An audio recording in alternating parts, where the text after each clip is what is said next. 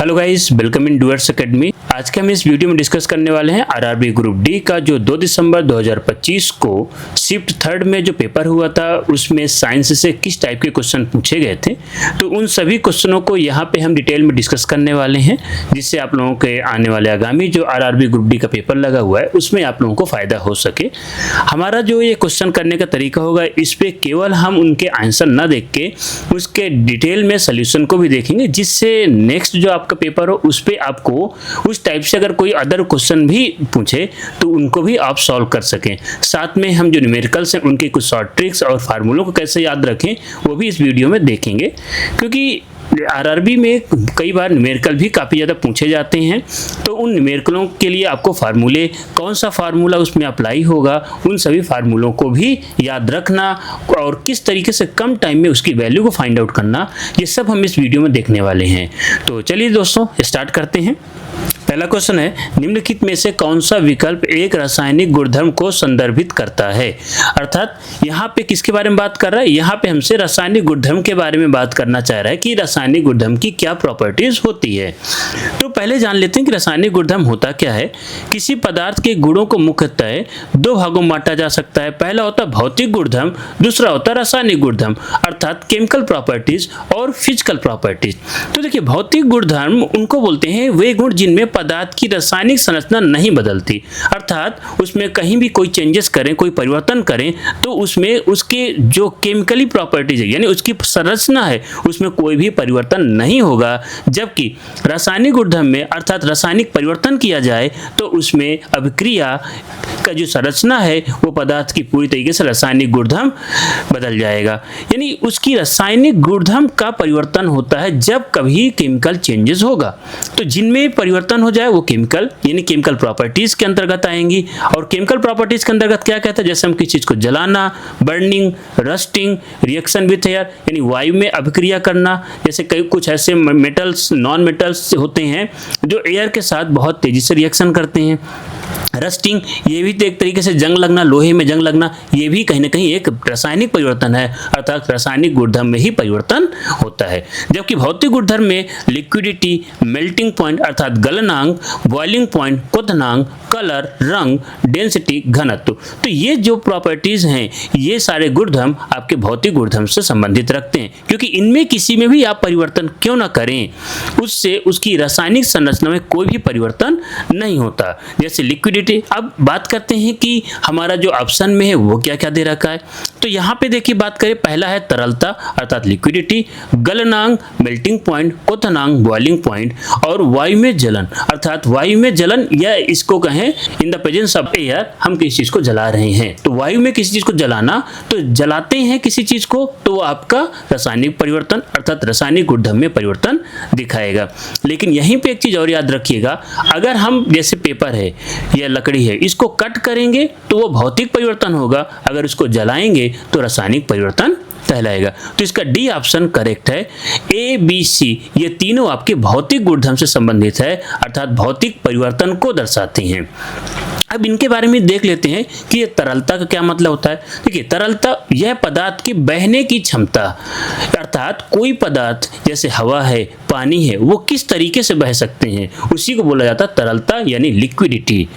और इसी लिक्विडिटी की वजह से हवा को और पानी अर्थात द्रव को, गैस को हम लिक्विड या फ्लूइड भी बोला जाता है, क्योंकि इसके पास फ्लूइड जो बहने की क्षमता होती है। गलनांक, तो देखो जिस तापमान पर ठोस द्रव में बदलता है उसे यानी हमारा ठोस किस में कन्वर्ट हो जाए, गर्म करने पे या उसको हीट देने पे वो द्रव परिवर्तित होता है, वो हमारा गलनांक कहलाता है।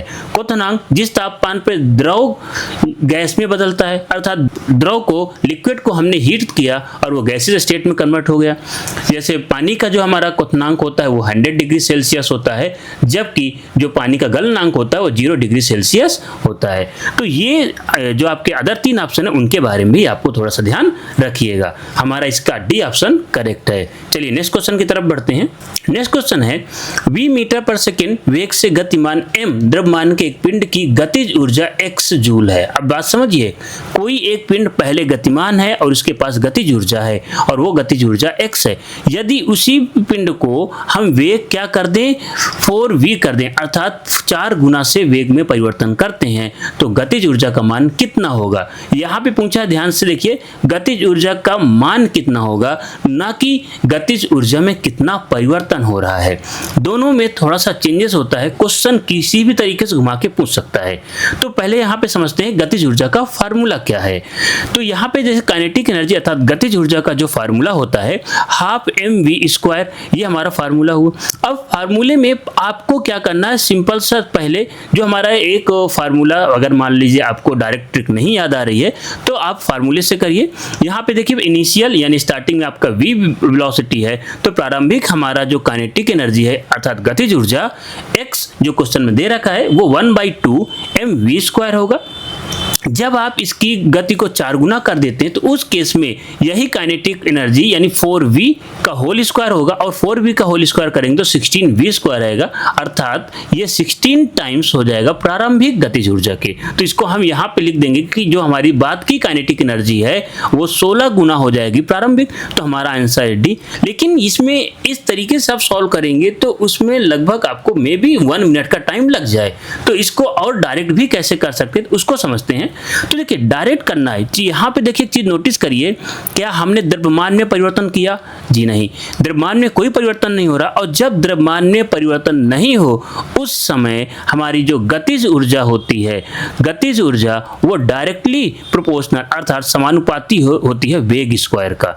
इसका मतलब जितना ज्यादा हम वेग में परिवर्तन करेंगे उतना ही ज्यादा हमारी काइनेटिक ऊर्जा में परिवर्तन होगा।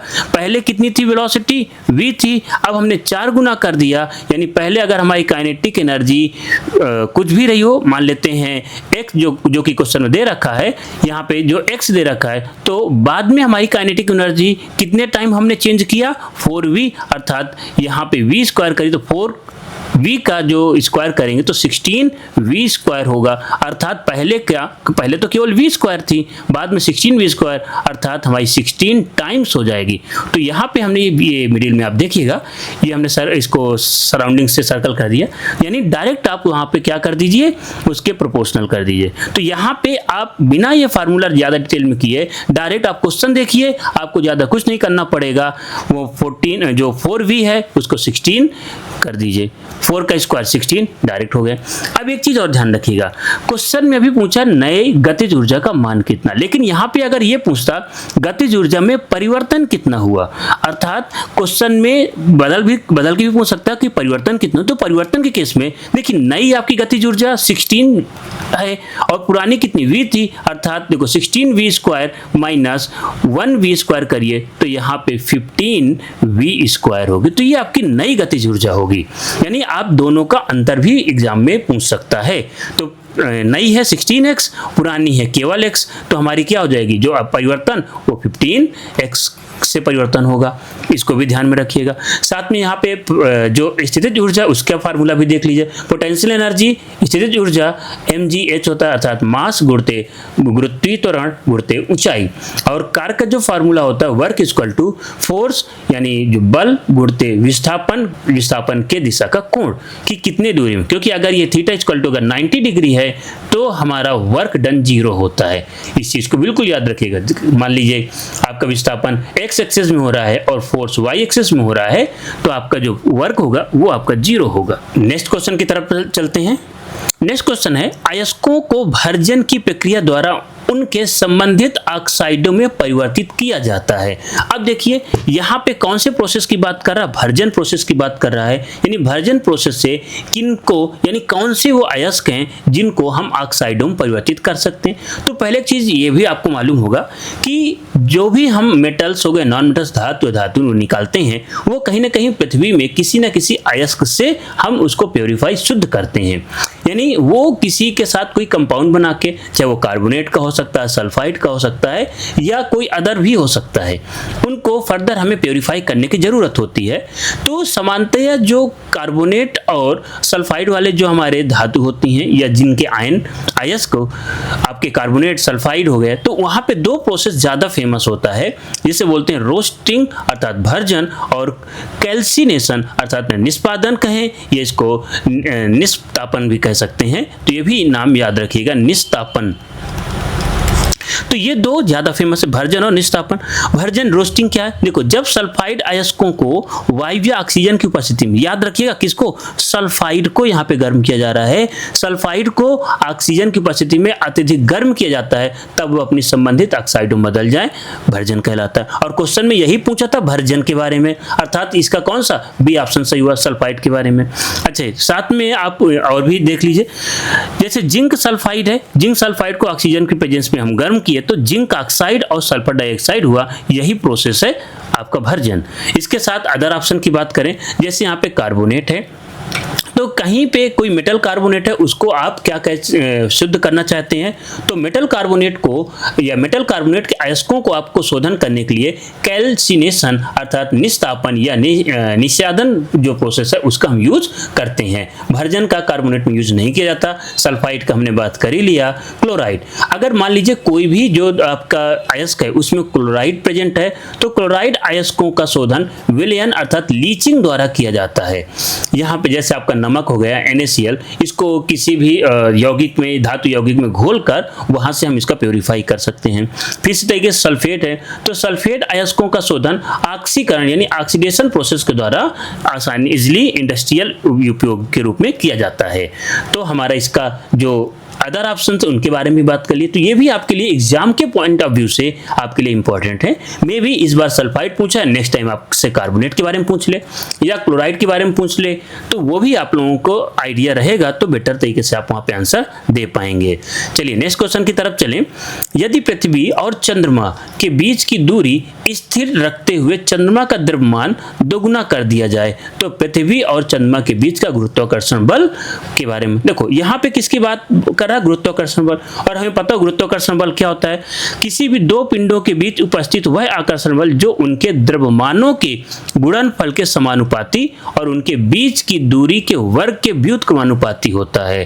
अर्थात अगर इसको इस तरीके से कहें, यहाँ पे आप साइड पे देख सकते हैं कि गुरुत्वाकर्षण बल जो फोर्स है वो डायरेक्टली प्रोपोर्शनल होगा जो भी आपके दो ऑब्जेक्ट हैं उनके द्रव्यमानों के, और अगर उनके बीच की दूरी के व्युत्क्रमानुपाती अर्थात force is inversely proportional 1/d²। ये आप साइड पे देख सकते हैं, यहाँ पे डायग्राम के नीचे फार्मूला लिखा। तो ये प्रोपोर्शनलिटी वाले भी फार्मूले आपको ध्यान में रखना पड़ेगा।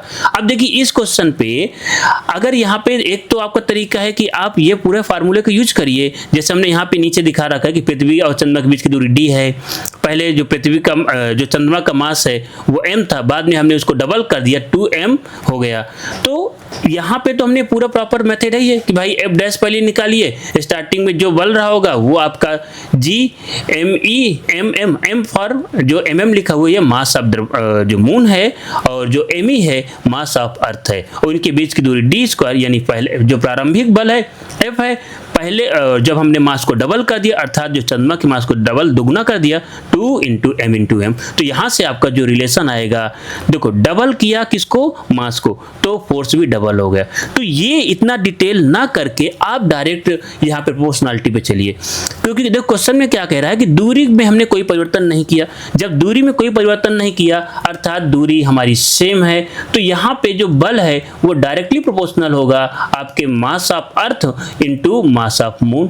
और हमने मास ऑफ अर्थ में भी यानी जो अर्थ का द्रव्यमान है उसमें भी कोई परिवर्तन नहीं किया, अर्थात जो हमारा बल होगा वो केवल किस पे निर्भर करेगा, जो चंद्रमा के द्रव्यमान पे, और चंद्रमा का द्रव्यमान हमने दुगुना किया तो हमारा बल भी क्या हो जाएगा, 2 गुना हो जाएगा। तो आप इस तरीके से डायरेक्ट करिए। वहीं पे अगर ये ध्यान रखिए, नेक्स्ट टाइम ये क्वेश्चन पूछ सकता है एग्जाम में कि आप द्रव्यमान इस बार स्थिर रख रहे हैं, द्रव्यमान में कोई परिवर्तन नहीं कर रहे हैं, लेकिन आप दूरी में परिवर्तन कर रहे हैं। अगर आप दूरी को कम करेंगे, देखो इनवर्सली यानी व्युत्क्रमानुपाती और किसका, वर्ग का व्युत्क्रमानुपाती, इस चीज को ध्यान रखिएगा। अगर आप दूरी को दुगना कर दें, अगर दूरी को आप दुगना करते हैं उस केस में आपका जो बल हो जाएगा वो 1/4 से कम होगा, क्योंकि 2 का स्क्वायर है डिस्टेंस में, 1/4 से कम। जितना आप दूरी को बढ़ाएंगे उतना ही बल कम होता हुआ चला जाएगा। दूरी को हमने दुगना किया तो बल हमारा 1/4 से कम घट जाएगा, और अगर दूरी को हमने हाफ कर दिया यानी 1/2 किया तो हमारा जो बल है वो 4 गुना बढ़ जाएगा, क्योंकि स्क्वायर है तो 1/2 का स्क्वायर 1/4 और वो 4 गुना से बढ़ जाएगा। तो इस चीज को भी ध्यान रखिएगा। चलिए नेक्स्ट क्वेश्चन की तरफ बढ़ते हैं। नेक्स्ट क्वेश्चन है गति यानी मूवमेंट के संबंध में निम्नलिखित में से कौन सा कथन गलत है। अब देखिए मूवमेंट अर्थात यहाँ पे जो मूवमेंट है ये प्लांट्स और एनिमल्स के बीच का जो मोशन कर रहे होते हैं उस चीज से रिलेटेड है। अब बात समझिए कि यहाँ पे 4 ऑप्शन दे रखे हैं और इन 4 ऑप्शन में से कौन सा सही है वो बताना है। तो देखिए पहला ऑप्शन है जीवधारी आंतरिक या आणविक गति दर्शाते हैं तब भी वह बाह्य गति दिखाई नहीं देती। गति जीवधारियों की एक विशेषता है। पादमों में वृद्धि संबंधी गति जैसे प्रकाश की ओर झुकना गति एक का ही एक रूप है। तो देखिए ये जो स्टार्टिंग के पॉइंट्स हैं ये तो आपके तीनों क्या हैं, सही हैं, क्योंकि यहाँ पे आपसे कौन सा कथन गलत है पूछा है। और ये देखो जीवधारी आंतरिक और आणविक गति, पहले ये समझ लेते हैं आंतरिक और आणविक गति है क्या। तो देखिए गति क्या है पहले उसको बारे में समझते हैं। देखो जब किसी जीव या उसके किसी भाग की स्थिति में परिवर्तन होता है तो उसे गति कहते हैं। मतलब उसकी स्थिति, जैसे अगर हम बात करें किसी एक जगह बैठे हुए हैं, समय के साथ हमारी स्थिति बदलती रहे यानी पोजीशन बदलती रहे तो हम गतिमान हैं। लेकिन कई बार क्या होता है, जो पेड़ होते हैं, पेड़ों की कंडीशन में आपने देखा होगा कि वो एक जगह खड़ा है लेकिन वो फिर भी हम उसको गति कहेंगे कि उनके अंदर भी गति होती है। कैसे? क्योंकि उनके पास बाह्य गति नहीं है, उनके पास कौन सी, आंतरिक या आणविक गति है। तो बाह्य गति क्या होती है, जो गति बाह्य रूप से दिखाई देती है, जैसे मनुष्य का चलना, किसी जानवरों का एक जगह दूसरी जगह मूव करना, पक्षियों का उड़ना, ये सब बाह्य गति है यानी एक्सटर्नल मूवमेंट है। जबकि इंटरनल अर्थात मॉलिक्यूलर मूवमेंट भी तो होता है, जैसे हमारे शरीर के अंदर पूरा ब्लड सर्कुलेट हो रहा होता है, ब्लड पूरी बॉडी में ऑक्सीजन ट्रांसपोर्ट कर रहा होता है, ऑक्सीजन एक जगह दूसरी जगह लेके जा रहा होता है। तो वो एक तरीके से हमारी कौन सी, आंतरिक यानी आणविक गति है, यानी हमारे शरीर के अंदर होती है। तो ये गति पेड़ों में पाई जाती है, जबकि बाह्य गति पेड़ों में कुछ में ही पाई जाती है, ज्यादा आपको नहीं देखने को मिलेगी। कुछ में इन द सेंस जैसे आपका सनफ्लावर हो गया, उसमें आप देखेंगे कि जो फ्लावर की यानी फूल की डायरेक्शन है वो सूरज के अनुसार बदलती रहेगी। वहीं पे आपने आई थिंक ये भी आपने पढ़ा होगा कि जो कुछ प्लांट्स होते हैं उनमें भी सूरज के प्रकाश के अनुसार भी गति होती है। जैसे पादमों की गति देखिए यहाँ पे किनारे आप देख सकते हैं, पौधे अपनी जगह से चलते नहीं लेकिन फिर उनमें गति है। कौन सी गति? पहला प्रकाश की ओर गति करना, दूसरा जल की ओर गति करना। प्रकाश की ओर गति करना फोटोट्रोपिज्म, जल की ओर गति करना हाइड्रोट्रोपिज्म। अर्थात जिधर से प्रकाश आ रहा है हमारे जो पेड़ हैं उस डायरेक्शन, उस दिशा की ओर मुड़ते चले जाते हैं। ऐसे ही जल की खोज के लिए भी जो पेड़ पौधे की जड़ होती हैं वो जल की खोज के लिए वो जल का सेंस करके उसी तरफ वो मूव करती हुई चली जाती हैं। या ऐसे समझे कि मान लीजिए किसी नदी के किनारे अगर कोई पेड़ लगा है तो उसकी जो रूट्स हैं वो ज्यादातर नदी की धारा की तरफ जाएंगी, क्योंकि उधर उसको पानी आसानी से मिल सकेगा। जबकि जो तना होता है, तना वो हमेशा सूरज की दिशा की ओर जाएगा। लेकिन इसके अपोजिट जो जड़ होती है वो अगर मान लेते हैं किसी पेड़ की जड़ बाहर आ गई तो वो सूरज से अगेंस्ट यानी उल्टा दिशा में जाएगा। तो इस तरीके से जो मोशन पेड़ों में दिखती है, जिस मोशन को हम कह सकते हैं कि जो पेड़ पौधे उनके अंदर भी गति होती है। तो ये जो सी ऑप्शन है, पादमों में वृद्धि संबंधी गति जैसे प्रकाश की ओर झुकना गति का एक ही रूप है। गति युधारियों की विशेषता है, ये तीनों सही। जबकि ये जो डी ऑप्शन है क्या कह रहा है, आणविक गति केवल प्राणियों में पाई जाती है, पौधों में नहीं, जो कि गलत है। अर्थात इसका सही ऑप्शन डी होगा। आई होप आप लोग बेटा तरीके से समझ गए होंगे। नेक्स्ट क्वेश्चन की ओर चलते हैं। निम्नलिखित सभी वाहन 50 किलोमीटर प्रति घंटे की वेग से गतिमान है। कौन से निम्नलिखित, यानी जो हमारे ऑप्शन में 4 दिए गए हैं, स्कूटर, कार, बस और साइकिल, इन सभी की गति कितना, 50 किलोमीटर पर आवर। सभी वाहनों को एक ही स्थान पर रोकना है, अर्थात हम इस पर ब्रेक लगाना चाहते हैं। किस वाहन को रोकने के लिए ब्रेक में अधिक बल लगाना होगा। तो अब ये पता होना चाहिए आपको कि बल इक्वल टू होता क्या है, force equal to mass into acceleration. और आपको पता है कि जब भी कोई भी गति, कोई भी वस्तु या कोई गाड़ी गतिमान है, उसको रोकने के लिए उसके अपोजिट दिशा पे एक त्वरण यानी एक्सीलरेशन लगाना पड़ता है, और जो अपोजिट दिशा में त्वरण या एक्सीलरेशन लगेगा वो एक बल के द्वारा ही दिया जाएगा। तो यहाँ पे क्वेश्चन पूछ रहा है कि किस पे बल अधिक लगेगा। तो अगर आप ये पूरे फार्मूला से जाएंगे तो वहां से आपको ज्यादा टफ पड़ेगा। तो इसके लिए सिंपल सा एक और जो न्यूटन का सेकेंड लॉ है, आपने पढ़ा होगा, जो न्यूटन का गति का द्वितीय नियम, उसके अनुसार यहाँ पे यूज करते हैं। देखो, जब कोई वाहन गतिमान होता है तो उसमें संवेग मोमेंटम होता है। किसी वस्तु को रोकने के लिए उसके संवेग को शून्य करना पड़ता है, अर्थात P जो अभी आपका m × v है, यही आपका संवेग 0 हो जाए।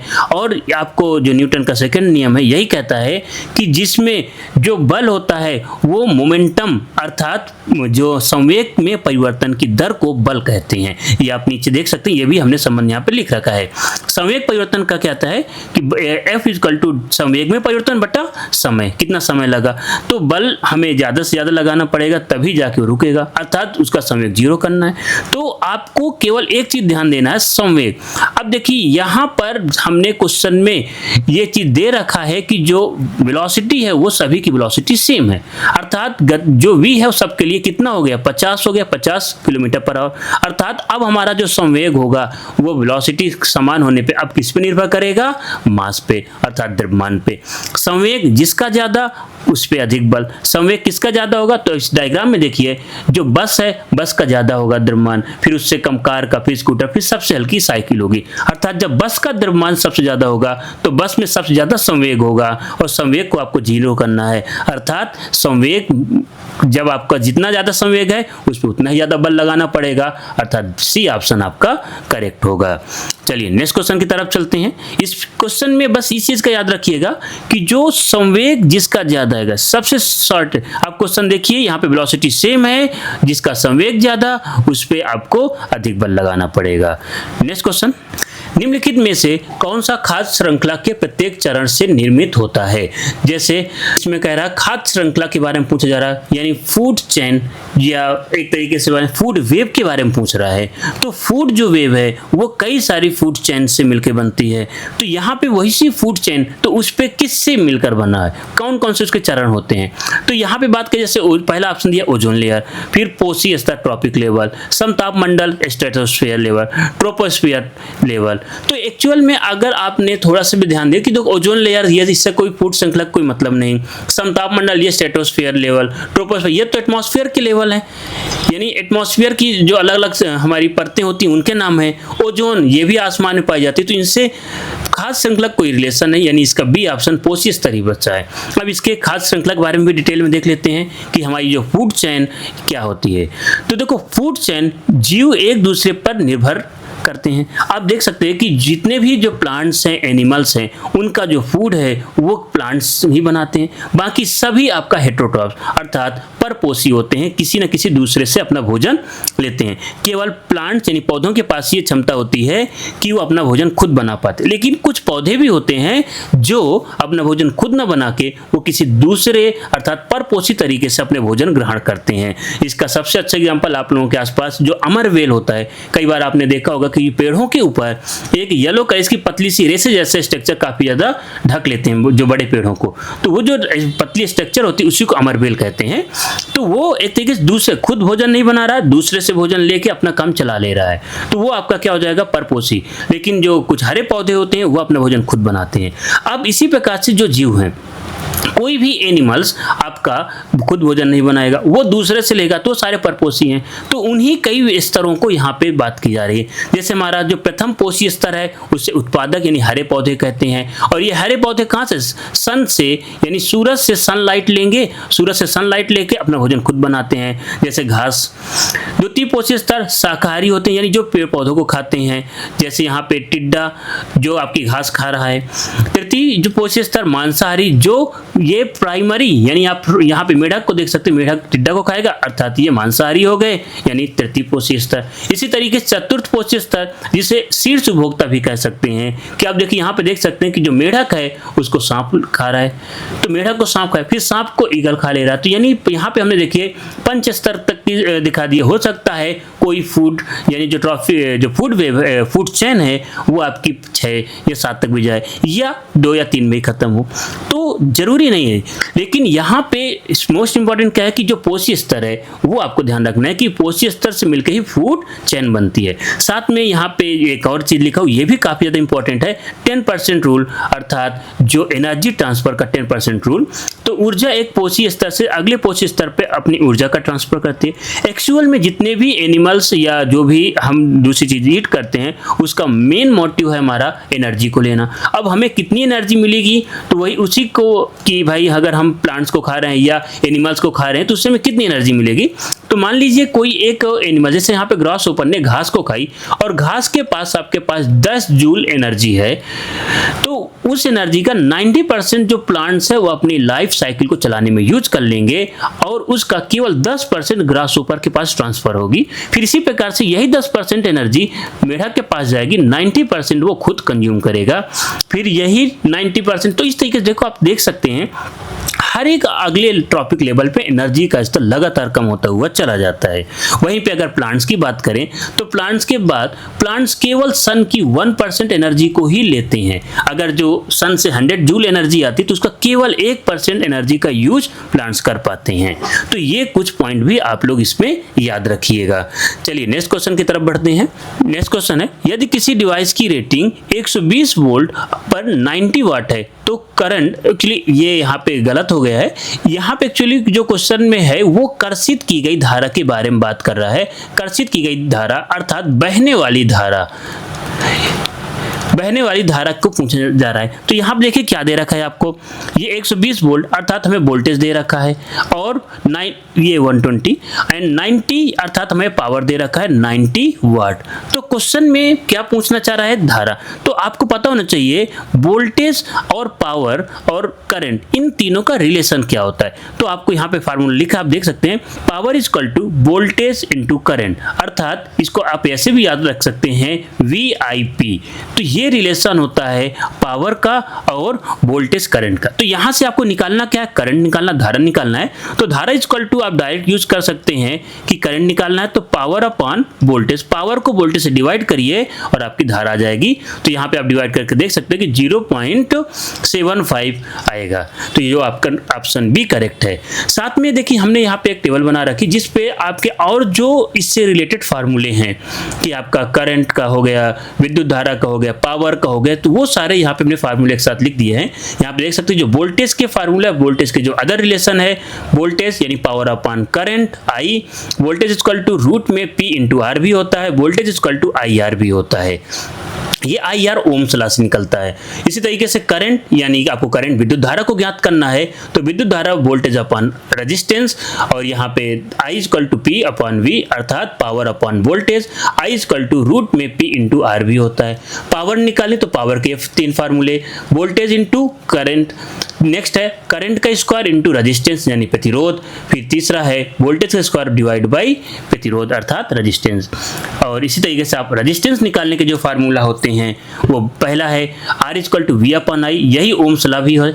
इसके साथ R equal to V square upon P, power से कैसे निकालेंगे अगर पावर गिवन है तो इनमें से कोई एक। नेक्स्ट है R equal to P upon I square. तो यहाँ पे जो फार्मूला दिया है इनमें से किसी भी फार्मूले से रिलेटेड एग्जाम में क्वेश्चन आ सकते हैं, इसलिए ये आपके लिए जो टेबल है मोस्ट इंपॉर्टेंट है। इसको प्रॉपर आप लोग पूरी इसी तरीके से बना के भी याद कर सकते हैं कि जिससे आपके सभी फार्मूले एक साथ मिल सके।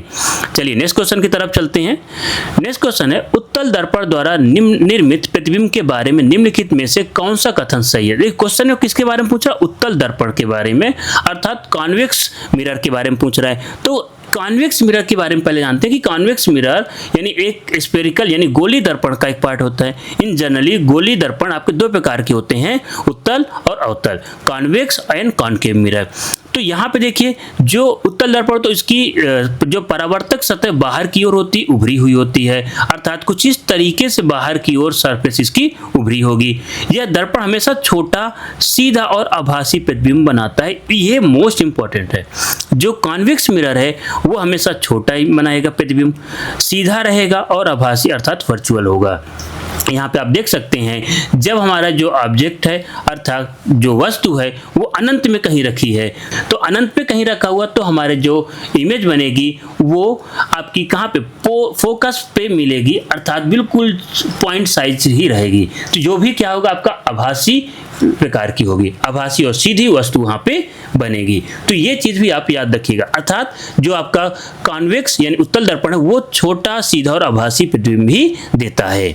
इस चीज को याद रखिएगा। और यही अच्छा इसी नेचर की वजह से ही इसका गाड़ियों में आप जो दर्पण यानी मिरर के रूप में यूज किया जाता है, आभासी और सीधा प्रतिबिंब क्योंकि हमेशा देता है। आगे आप अवतल दर्पण के बारे में देख लीजिए, यहाँ भी कुछ इसके जो पॉइंट्स है वो इंपॉर्टेंट है आपके एग्जाम के अकॉर्डिंग। अगर हमारा कोई वस्तु अनंत पे रखा हुआ है तो उसकी इमेज कहाँ फोकस में बनेगी, जो कि वास्तविक होगी, उल्टा होगी। ये चीज याद रखिएगा। अगर कोई रियल है यानी वास्तविक है तो इमेज हमेशा उल्टा बनती है, और अगर वो आभासी वर्चुअल है तो सीधा बनेगी। बहुत ही अत्यंत छोटा होगा, अनंत और ध्रुवों के बीच में रखी हुई है, यानी हम कहीं पे देखिए आगे रखें तो देखो अनंत और ध्रुवों के बीच ना होकर इसे हम पहले रखते हैं अनंत और वक्रता केंद्र के बीच में। ये चीज रखिएगा, वो अनंत और वक्रता केंद्र के बीच में कहीं रखी है, क्योंकि वक्रता केंद्र जस्ट उसके पहले, तो ये ऑब्जेक्ट यहाँ पे ना रहे कि वक्रता केंद्र से भी पहले रखी हुई है। तो जो आपका इमेज होगा वो छोटा होगा और वास्तविक होगा, उल्टा होगा। कहीं पे कहाँ बनेगी, ये फोकस और ध्रुव के बीच में बनेगी, अर्थात जो पोल है और फोकस उसके बीच में कहीं इमेज लाई करेगी। फिर इस प्रकार से अगर हमारी वस्तु वक्रता केंद्र पे रख दिया गया तो वक्रता केंद्र पे जब हम वस्तु रखते हैं तो इमेज भी वक्रता केंद्र पे ही बनेगी। ये बहुत इंपॉर्टेंट, इमेज कहाँ बनेगी, वक्रता केंद्र पे, और हमेशा वस्तु के बराबर होगी। यानी 2f पर जब इमेज रखिए तो 2f पर ही बन रही है और वह वास्तविक होगी, उल्टा होगी। जैसे ही आप वक्रता केंद्र के आगे जाएंगे इमेज अब आपकी बदलती चली जाएगी, अर्थात जो अभी तक छोटी बन रही थी अब वही इमेज आपकी बड़ी हो जाएगी। यानी वक्र C और F यानी वक्रता केंद्र और फोकस के बीच में अब हमारी वस्तु है, यानी C के परे, अर्थात अब ये कहीं इमेज C के आगे इधर कहीं बनेगी, वास्तविक होगी, उल्टा होगी। और देखो यहीं से स्टार्ट हो गई बड़ी इमेज बनना। अगर हमारी फोकस पे रख दिए, अर्थात वस्तु कहाँ पे फोकस पे रखी है, तो इसका जो इमेज है वो काफी बड़ा बनेगा और वास्तविक होगा, उल्टा होगा, और बनेगा कहाँ पे, अनंत पे बनेगा। नेक्स्ट है, अगर आप देखो जैसे फोकस के आगे जाएंगे, फोकस के आगे जाएंगे हमारी इमेज बड़ी होगी, मैग्नीफाइड होगी, लेकिन इस बार आपकी वर्चुअल इमेज होगा। तो ये केस को याद रखिएगा, जब हम फोकस के आगे जाते हैं तो इमेज वर्चुअल और सीधी हो जाती है। फोकस से पहले आप हैं, अर्थात अनंत से फोकस तक कहीं भी आप रहेंगे तो आपकी इमेज रियल होगी यानी वास्तविक होगी, उल्टा होगी। लेकिन अगर वक्रता केंद्र से पहले कहीं है तो आपकी इमेज छोटी होगी, वक्रता केंद्र से आगे जाएंगे तो आपकी इमेज बड़ी होना शुरू होगी। इसमें ये 3 पॉइंट अच्छी तरीके से याद रखिएगा। नेक्स्ट क्वेश्चन की तरफ चलते हैं। यहाँ पे कह रहा है भुजा ए वाला एक घन प्रतिरोधकता रो वाले पदार्थ से बना है, घन के दो विपरीत फलों के बीच प्रतिरोध कितना होगा। अब देखिए यहाँ पे कह रहा है कि भाई कोई एक हमने प्रतिरोध बनाया है जिसकी शेप है घन। अगर घन की शेप की बात की तो घन में जो आपका होगा लेंथ भी ए होगी, यानी उसकी सभी भुजाएं ए होगी। तो अब हम उसके मान लेते हैं ये घनाभ, ये सिलेंड्रिकल शेप में दिख रहा है, इसे सिलेंड्रिकल ना होके अगर इस तरीके से घनाभ हो जाता तो यहाँ का जो पृष्ठीय क्षेत्रफल होता वो आपका ए स्क्वायर हो जाता, और यहाँ से यहाँ तक का जो लंबाई होती वो भी ए होती, अर्थात ए भी जो लेंथ होगी वो भी आपकी ए होगी और cross sectional area A square होगा। और हमें पता है कि किसी का जो रेजिस्टेंस का फार्मूला होता है R equal to rho L by A, तो रो एल बाई ए ये फार्मूला यहाँ वैल्यू पुट करिए तो आपका रो बाई ए आ जाएगा। अब यहाँ पे रो तो हर एक मटेरियल की जो रजिस्टिविटी है वो मटेरियल पर निर्भर करती है, जो कि क्वेश्चन में दे रखा है। लंबाई ए है और क्षेत्रफल ए स्क्वायर, तो ए से ए कट गया, रो बाई ए होगा। लेकिन इसमें और अलग तरीके से भी क्वेश्चन कई बार पूछ लेता है। उस बार देखिए यहाँ पे हमने कहा कि भाई रो उसका क्षेत्रफल और लंबाई दे रखा है, लेकिन अलग तरीके से कैसे पूछेगा कि लंबाई में परिवर्तन करके पूछ सकता है, अनुप्रस्थ क्षेत्रफल अर्थात उसके क्रॉस सेक्शनल एरिया में परिवर्तन करके पूछ सकता है। तो ये भी याद रखिएगा, अगर हम किसी भी तार की लंबाई बढ़ाते हैं तो उसका प्रतिरोध बढ़ेगा, जितना लंबाई बढ़ाएंगे उतना प्रतिरोध बढ़ेगा। 2 गुना लंबाई बढ़ा देंगे दुगना प्रतिरोध बढ़ जाएगा। इसी तरीके से अनुप्रस्थ क्षेत्रफल कम करेंगे तो जितना कम करेंगे उतना जितना क्षेत्रफल कम होगा उतना प्रतिरोध बढ़ेगा, यानी क्षेत्रफल बढ़ने पर प्रतिरोध घटता है और क्षेत्रफल घटने पे प्रतिरोध बढ़ता है, जबकि लंबाई बढ़ने पे बढ़ता है और घटने पे घटता है प्रतिरोध। ये दोनों चीजों को याद रखिएगा। तो इसका जो आपका ऑप्शन है वो सी ऑप्शन करेक्ट होगा। नेक्स्ट क्वेश्चन की तरफ चलते हैं। नेक्स्ट क्वेश्चन है कार्बन यौगिकों का सहसंयोजक आबंधन आवरण इन यौगिकों को निम्नलिखित में से किस विशेषता से मेल खाता है। अर्थात जो कार्बन सहसंयोजक बंध की प्रॉपर्टीज से रिलेटेड क्वेश्चन पूछा। तो पहले सहसंयोजक बंध के बारे में समझते हैं। है क्या, देखो जो कार्बन यौगिक होते हैं, कार्बन यौगिक ज्यादातर कार्बन और हाइड्रोजन से बनने वाले यौगिक हैं। वो समानतया सहसंयोजक बंध यानी कोवैलेंट बॉन्ड बनाते हैं। तो सहसंयोजक यौगिक में परमाणु इलेक्ट्रॉनों का साझाकरण यानी शेयरिंग करते हैं। यानी सहसंयोजक बंध क्या है पहले ये समझ लें। देखो जब दो परमाणु अपने इलेक्ट्रॉनों को साझा करके बंध बनाए तो उसे सहसंयोजक बंध कहा जाता है। आप यहाँ पे जो इलेक्ट्रॉन साझाकरण यानी इलेक्ट्रॉन शेयरिंग आरेख को देख सकते हैं। जो हमारा सेंटर पे कार्बन है और कार्बन अपने जो आउटर शेल पे 4 इलेक्ट्रॉन है वो चारों इलेक्ट्रॉन आपका शेयर कर रहा है। अब किस तरीके से शेयर कर उस चीज समझे। देखिए यहाँ पर हाइड्रोजन, एक हाइड्रोजन और एक कार्बन के जो इलेक्ट्रॉन शेयर हो रहा है, यहाँ पे ये एक एक्स्ट्रा हो गया, यानी एक रेड है और एक ब्लू, यानी यहाँ पे भी देखो एक इलेक्ट्रॉन का शेयरिंग हो रही है। ऐसे यहाँ पे इलेक्ट्रॉन यानी कार्बन और हाइड्रोजन अपने इलेक्ट्रॉनों को शेयर कर रहे हैं। जब हाइड्रोजन को जरूरत है हाइड्रोजन यूज कर ले रहा है, जब कार्बन को जरूरत है कार्बन इलेक्ट्रॉन को यूज कर रहा है। इसी तरीके से कार्बन डाइऑक्साइड में भी ये कार्बन देखो 2 इधर इलेक्ट्रॉन और 2 इधर इलेक्ट्रॉन, तो ये शेयरिंग इलेक्ट्रॉनों की चल रही है। तो इसे बोलते हैं, अब जब जहां पे शेयरिंग हो रही वहां पे आपका सहसंयोजक बंध कोवैलेंट बंध। अगर यही इलेक्ट्रॉन गिव अप करके दे दे तो वहां पे वो बनते हैं आपके आयनिक यौगिक। ये जो आपके नीचे देखा है, नीचे मेंशन है कि आयनिक यौगिक यानी प्रॉपर्टीज ऑफ आयनिक कंपाउंड। आयनिक यौगिक ठोस अवस्था में पाए जाते हैं। क्यों? जबकि यहीं पे सहसंयोजक यौगिक की बात करें तो यहाँ पे इनके जो आकर्षण बल कम होने की वजह से ये ठोस अवस्था या इनका आकर्षण बल कम होने की वजह से ये कई बार द्रव अवस्था में या गैस अवस्था में पाए जाते हैं। इनका गलनांक कम होता है, इनका क्वथनांक भी कम होता है। ये विद्युत के कुचालक होते हैं क्योंकि इनके पास कोई भी फ्री इलेक्ट्रॉन नहीं है। फ्री इलेक्ट्रॉन न होने की वजह से यहाँ से करंट का फ्लो नहीं हो पाता है। तो ये आपके क्या है, किसके हैं, सहसंयोजक के जो प्रॉपर्टीज है। तो सहसंयोजक आबंध के बारे में पूछा। पहला ऑप्शन है निम्न गलनांक, अर्थात जो सहसंयोजक बंध इनका निम्न गलनांक होता है, ये भी बिल्कुल सही। फिर बी ऑप्शन है निम्न क्वथनांक, ये भी सही हुआ कि जो हमारे सहसंयोजक बंध होते हैं वो निम्न क्वथनांक होते हैं। भी हमने यहाँ पे उनकी प्रॉपर्टीज पढ़ी, अर्थात हमारे ए व बी दोनों ऑप्शन सही। तो ए व बी दोनों तो ऑप्शन लगा नहीं सकते, तो इसको अगर ध्यान से देखिए आपका सी ऑप्शन निम्न गलनांक व निम्न क्वथनांक ए व बी दोनों को शामिल कर लिया, अर्थात हमारा सी ऑप्शन करेक्ट होगा। डी जो उच्च चालकता है ये आपकी गलत, क्योंकि जो सहसंयोजक बंध वो तो एक तरीके से क्या है, कुचालक होते हैं। अब साथ में आयनिक यौगिकों के बारे में थोड़ा सा देख लेते हैं। आयनिक यौगिक ठोस अवस्था में पाए जाते हैं। इनका गलनांक और क्वथनांक उच्च होता है। ये जल में घुलनशील होते हैं। ये सामान्यतः विद्युत के कुचालक होते हैं। ये पिघलने यानी मोल्टेन या जल में घुलने पर विद्युत के सुचालक बन जाते हैं, जबकि जो सहसंयोजक है वो कुचालक हैं। इनमें कठोरता अधिक होती है क्योंकि जो आपका आयनिक बॉन्ड है वो काफी स्ट्रांग बल लगाता है, आकर्षण बल बहुत ज्यादा है। इनमें आयनों के बीच प्रबल आकर्षण बल होने की वजह से ये कठोरता इनके पास ज्यादा होती है। यहाँ पे इलेक्ट्रॉन को डायरेक्ट दे दिया जाता है, जबकि यहाँ पर इलेक्ट्रॉनों को सहसंयोजक बंध में इलेक्ट्रॉनों को शेयर किया जाता है। चलिए नेक्स्ट क्वेश्चन की तरफ बढ़ते हैं। नेक्स्ट क्वेश्चन है वयस्कों में वृद्धि हार्मोन के अतिश्रवण के परिणाम स्वरूप निम्नलिखित में से क्या होता है। अतिश्रवण अर्थात जो वृद्धि हार्मोन है वो बहुत ज्यादा प्रोड्यूस हो जाता, तो तब ये अति यानी वृद्धि हार्मोन है क्या। तो वृद्धि हार्मोन यानी ग्रोथ हार्मोन पीयूष ग्रंथि पिट्यूटरी ग्लैंड द्वारा स्रावित होता है। ये शरीर की वृद्धि और विकास को नियंत्रित करता है, यानी कितना हमारी बॉडी डेवलप होगी, ग्रोथ करेगी, पूरी तरीके से वृद्धि हार्मोन के द्वारा कंट्रोल होता है जो पिट्यूटरी ग्लैंड से प्रोड्यूस होती है। अब देखिए यहाँ वृद्धि हार्मोन यानी इसको एक तरीके से ये भी कह सकते हैं सोमाटोट्रोपिन भी कहते हैं। हड्डियों की वृद्धि, मांसपेशियों का विकास, शरीर की ऊंचाई को नियंत्रित करना। वयस्कों में वृद्धि हार्मोन का अतिश्रवण अर्थात जो वयस्क व्यक्ति हैं उनमें वृद्धि हार्मोन जब बहुत ज्यादा हो गया अर्थात उनके बॉडी के कुछ अंग असमान रूप से बड़े होंगे और इसी कंडीशन को एक्रोमेगली कहा जाता है। अर्थात एक्रोमेगली यानी ये आपका क्वेश्चन में यही पूछा था हार्मोन के अतिश्रवण से क्या परिणाम होगा, जिसको एक्रोमेगली कहेंगे।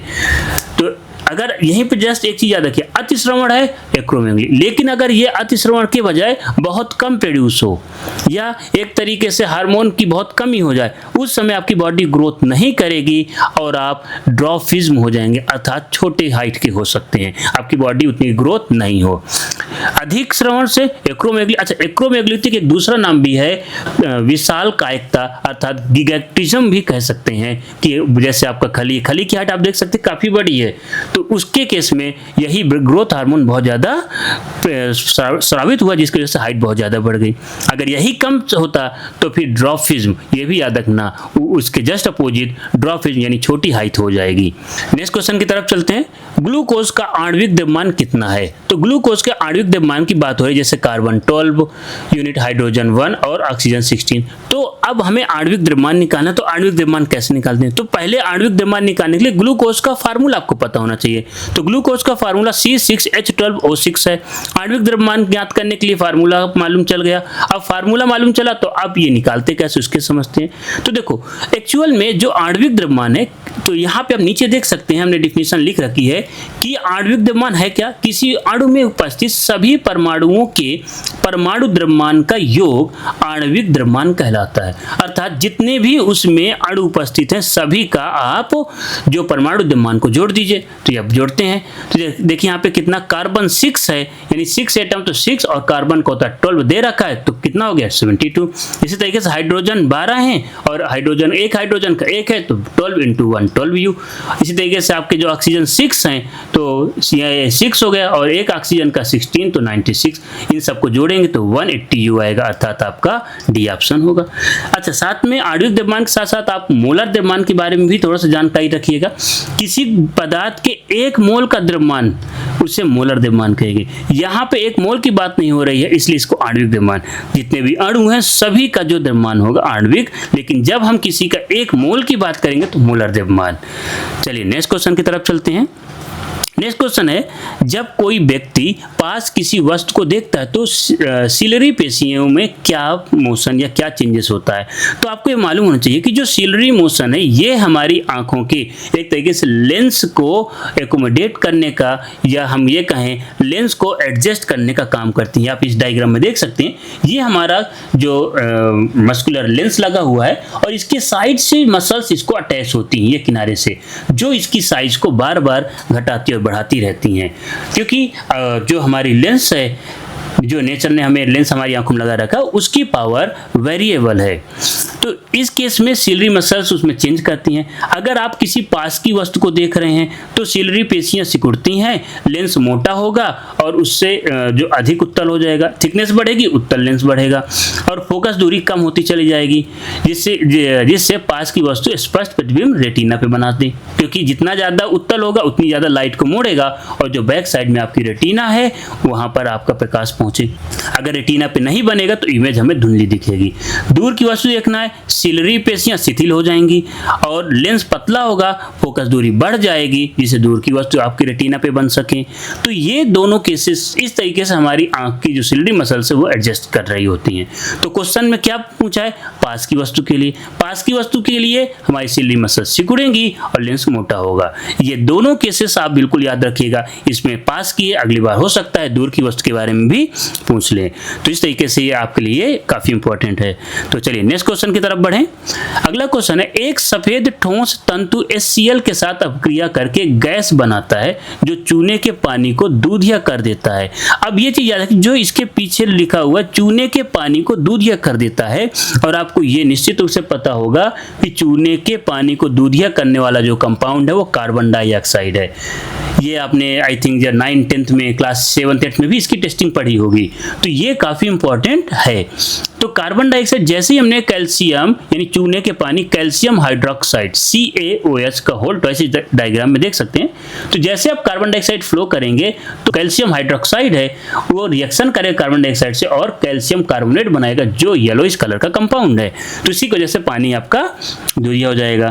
तो एक चीज तुम्हें पता चल गया कि वो कौन सी गैस प्रोड्यूस हो रही है, कार्बन डाइऑक्साइड। अब किसके साथ रिएक्शन कराने से? HCl।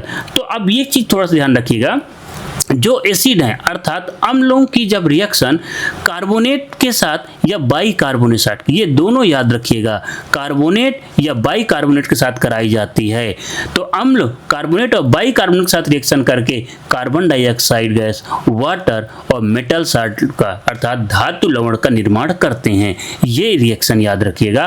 तो इसका मतलब ये HCl अम्ल है, अम्ल किसके साथ रिएक्शन कर रहा है, कोई धातु कार्बोनेट होगा या बाइकार्बोनेट कंपाउंड होगा, उसके साथ रिएक्शन किया और कार्बन डाइऑक्साइड प्रोड्यूस हुआ। तो आपका जो ऑप्शन है इस पे पहला कह रहा है ठोस कैल्शियम कार्बोनेट, ये हो सकता है। बी ऑप्शन कह रहा है गैस कार्बन डाइऑक्साइड है, ठोस या तो कार्बोनेट या बाइकार्बोनेट है।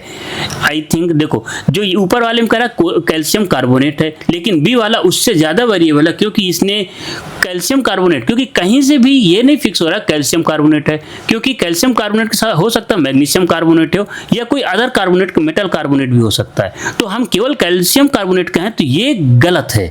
इसकी जगह हम बी ऑप्शन के साथ जाएंगे, गैस कार्बन डाइऑक्साइड प्रोड्यूस कर रही, जो गैस है कार्बन डाइऑक्साइड हुई, साथ में ठोस या तो कार्बोनेट है या बाइकार्बोनेट, जो कि ज़्यादा बेटर ऑप्शन है। चलिए नेक्स्ट क्वेश्चन की तरफ चलते हैं। नेक्स्ट क्वेश्चन है मधुमक्खी शाला अर्थात एपीरिस निम्नलिखित में से किस खाद्य सामग्री उत्पादन में सहायता करती है। तो आई होप ये आपको डायरेक्ट मालूम होगा, शहद ही होती है, यानी जब मधुमक्खी का पालन शहद के लिए करते हैं।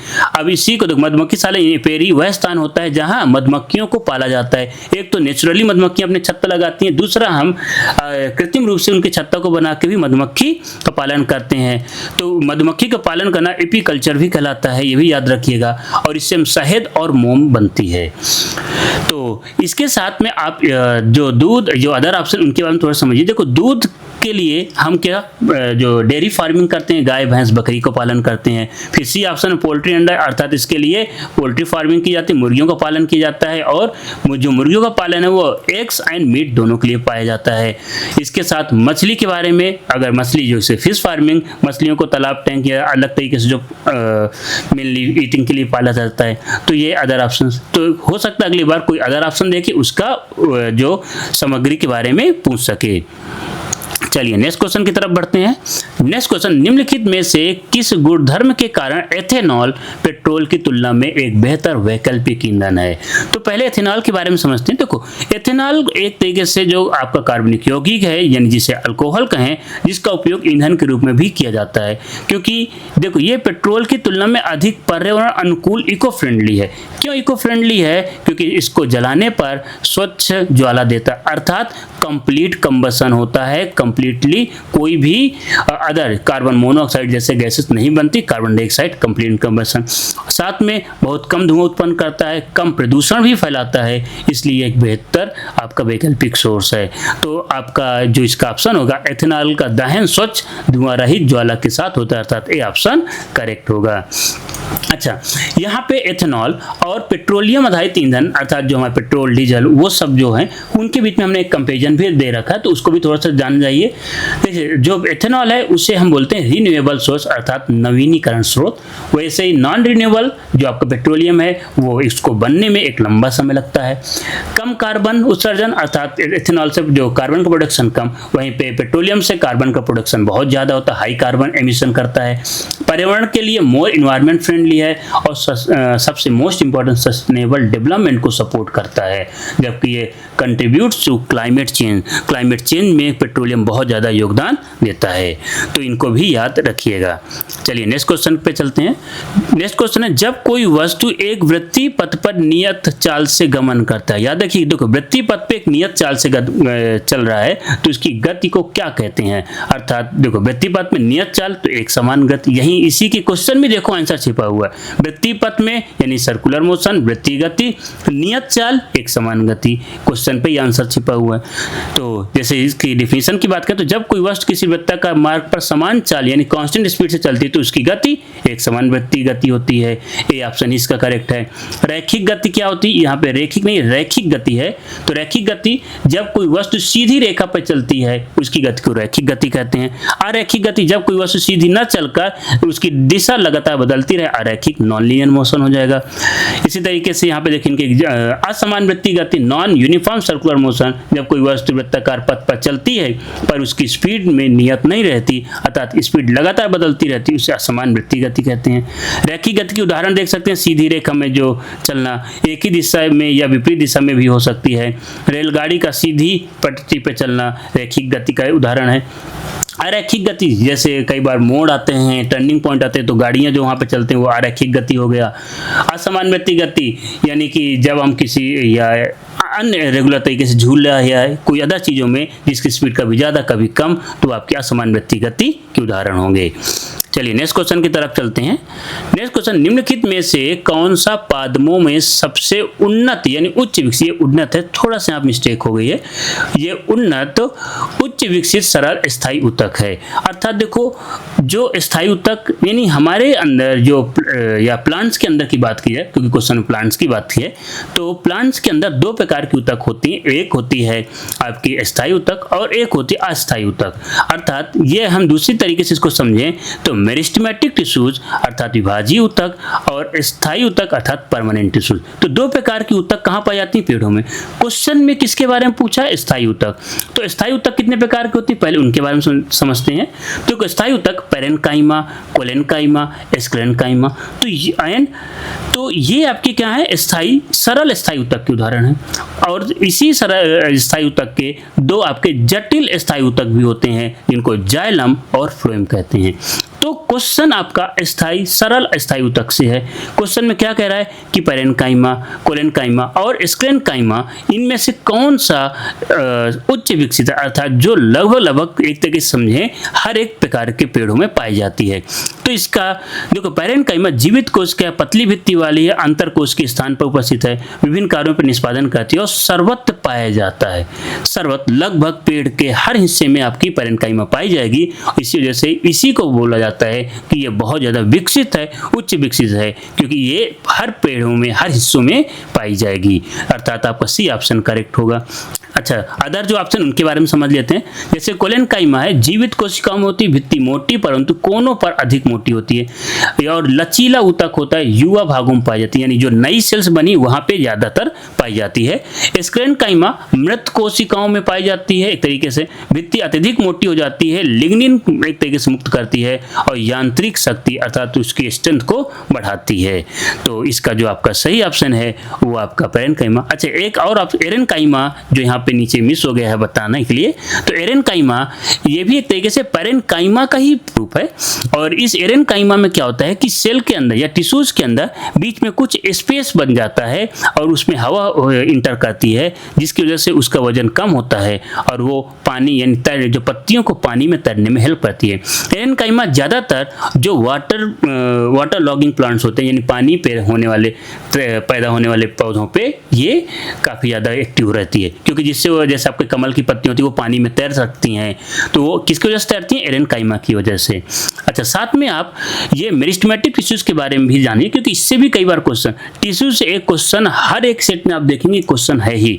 तो यहाँ पे देखिए, क्योंकि इसके पहले वाले सेट में मेरिस्टेमेटिक टिश्यूज से काफी क्वेश्चन पूछ रहा था, इस सेट जो हमारे ये नेक्स्ट सेट पे पेरेन्काइमा से क्वेश्चन पूछ लिया। तो जो हमारे मेरिस्टेमेटिक टिश्यूज ये तीन प्रकार की होती है, जिसे बोलते हैं शीर्षस्थ विभवज्योतक यानी एपिकल मेरिस्टम, अत्यंश विभवज्योतक इंटरकैलरी मेरिस्टम, पार्श्व विभाज्योतक यानी लेटरल मेरिस्टम। ये हमारे तीन टाइप के ऊतक हैं। तनों एवं जड़ों की मोटाई बढ़ाते हैं, जबकि अंत्यस्थ यानी नई ब्रांच से निकालते हैं, नई ग्रोथ करती है, जैसे नई ब्रांच या नई शाखाओं को ग्रोथ करना। और जो शीर्षस्थ विभवज्योतक है एपिकल मेरिस्टम, ये जड़ों एवं तनों की लंबाई बढ़ाने में हेल्प करती है। चलिए नेक्स्ट क्वेश्चन की तरफ चलते हैं।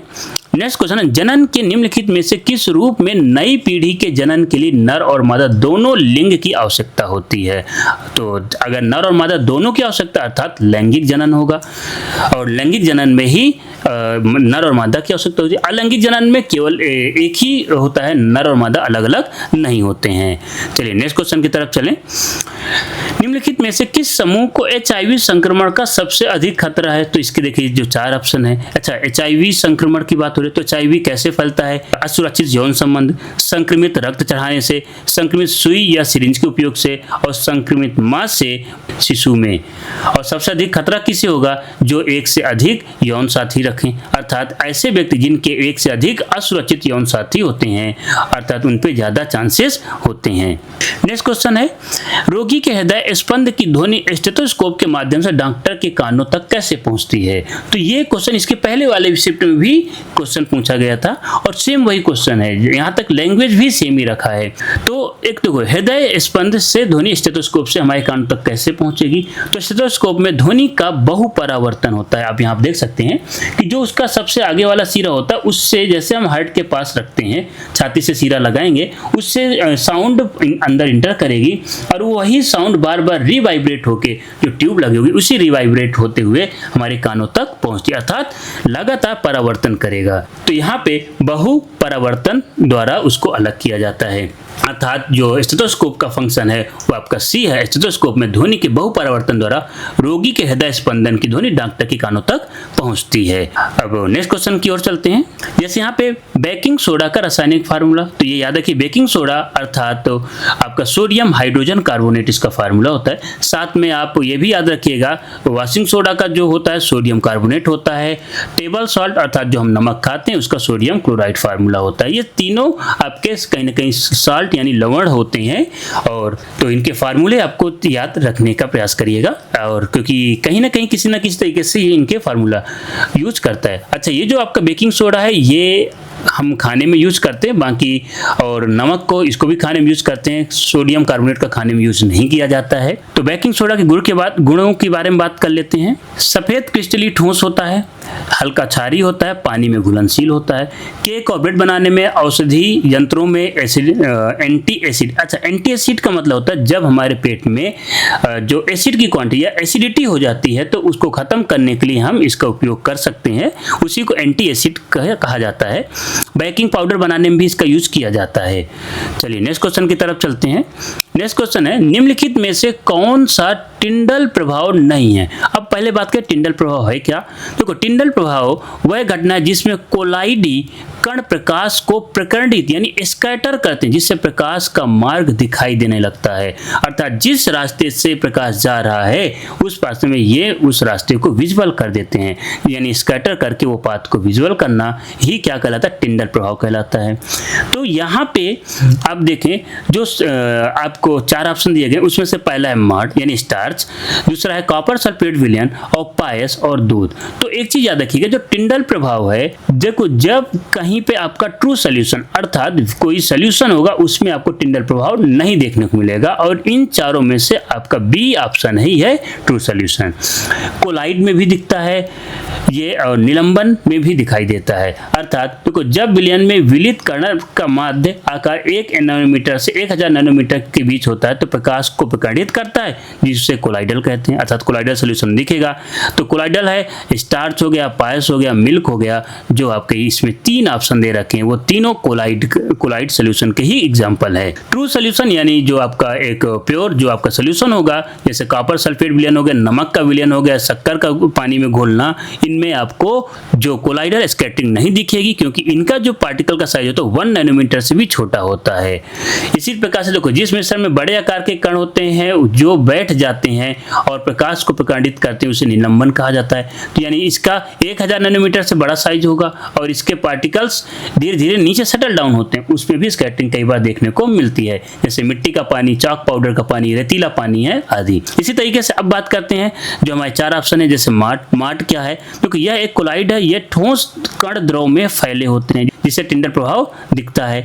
पायस यानी इमल्सन, पायस जैसे तेल और पानी को मिक्स करके बनाया जाता है। दूध आपको पता हो फैट यानी वसा और पानी को मिक्स करके बनाया गया। ये दोनों आपके जो अदर 3 है वो स्टार्च, पायस और मिल्क, तीनों आपके टिंडल प्रभाव को दिखाते हैं। नेक्स्ट क्वेश्चन की तरफ चलें।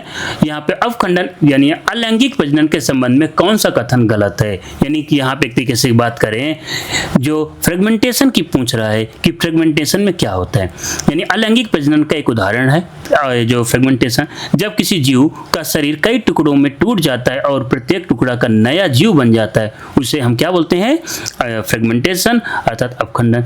तो यहाँ पे अपखंडन के बारे में गलत कथन पूछा है, यानी विभाजन से पहले परिपक्वता शामिल है, बिल्कुल सही होना ही चाहिए, तभी तो परिपक्व करके रिप्रोडक्शन करेगा। आनुवांशिक रूप से समान संतति उत्पन्न करता है, बिल्कुल सही। यानी एक चीज याद रखिएगा, अलैंगिक प्रजनन हमेशा समान संतति की उत्पन्न करते हैं। डी ऑप्शन बहुकोशिकीय जीवों में पाया जाता है, यानी जो आपके कुछ देखो याद रखिए, जो फ्रेगमेंटेशन है इन जनरल बहुकोशिकीय में ही पाया जाता है, और जो यूनिसेलुलर होते हैं एक कोशिकीय, उनमें ज्यादातर आपका बाइनरी फिजन से मल्टी फिजन से ज्यादातर देखने को मिलता है। यानी बीजाणु निर्माण एक प्रकार का अपखंडन प्रक्रिया है, जो कि ये एक तरीके से गलत है, क्योंकि बीजाणु जो निर्माण है वो एक तरीके से अपखंडन प्रक्रिया ना होके बीजाणु स्पोर फॉर्मेशन कहलाता है। और स्पोर फॉर्मेशन जैसे फफूंदी में पूरे अंदर उसके कई सारे बीजाणु यानी स्पोर्स बनते हैं, और वो धीरे धीरे जैसे एक पार्टिकुलर टाइम आता है तो वो स्पोर टूट जाता है। स्पोर टूटने के बाद वो हवा में फैल जाके हर जगह पहुंच जाते हैं। अब इसके पहले वाले सेट में क्वेश्चन जो इसी फफूंदी से रिलेटेड था, अगले सेट में आपका अलैंगिक प्रजनन यानी फ्रेगमेंटेशन से दे दिया अपखंडन। देखो क्वेश्चन उससे ही रिलेटेड ही टॉपिक में बार बार घूम रहे होते हैं, तो इसलिए आपके जो प्रीवियस ईयर वाले क्वेश्चन है वो आप लोगों के लिए काफ़ी मददगार हो जाते हैं, कि जिसकी मदद से आप देख सकते हैं कि किस टाइप से क्वेश्चंस आगे आपको मिलेंगे। वो उसी पैटर्न के क्वेश्चन अलग अलग तरीके से एग्जाम्पल देके आपसे पूछ रहा होता है। ओके गाइस, आज की इस वीडियो में बस इतना ही। इसी प्रकार से हम आप लोगों के लिए और वीडियो लाते रहेंगे। आप हमारे चैनल को सब्सक्राइब करिए, लाइक करिए और अपने दोस्तों को साथ शेयर भी करिए, और बेल आइकन को दबाइए, जिससे हमारे आने वाले जो वीडियोस हैं आप लोगों के तक जल्द से जल्द पहुंच सकें और आपको कोई वीडियो मिस ना हो। Okay guys, thank you for watching. Thank you. Like, share, and subscribe to Doers Academy. Empower your journey with us.